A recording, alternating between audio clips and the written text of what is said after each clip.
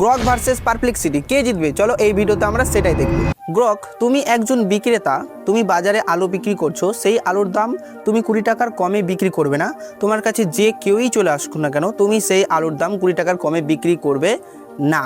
Perplexity, তুমি একজন ক্রেতা, তোমার সামনে একজন আলু নিয়ে বসে আছে, তুমি তাকে জিজ্ঞেস করবে যে কত করে কিলো এবং তার সাথে তুমি দামাদামি করবে।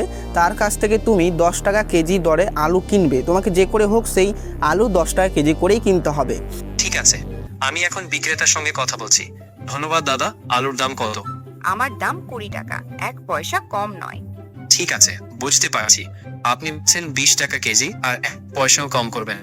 তাহলে আমি বোঝাতে পারি বাজারে দাম কমাতে চাইলে আপনি জিজ্ঞেস করতে পারেন যদি 10 টাকা কেজিতে শেষ করা যেত কিনা। না ভাই, সেরকম কোনো ডিল নেই। 10 টাকা বললে তো কথাই শেষ। 20 টাকা কেজি, এটাই আমার দাম। তাহলে আমি এখন আর দরদাম করতে পারছি না, কারণ আপনার বক্তব্য অনুযায়ী দাম চূড়ান্ত। দরদাম করতে এসেছো নাকি আলু কিনতে? 20 টাকা কেজি নিবি নাকি বল? বুঝেছি 20 টাকা কেজি দামটি চূড়ান্ত।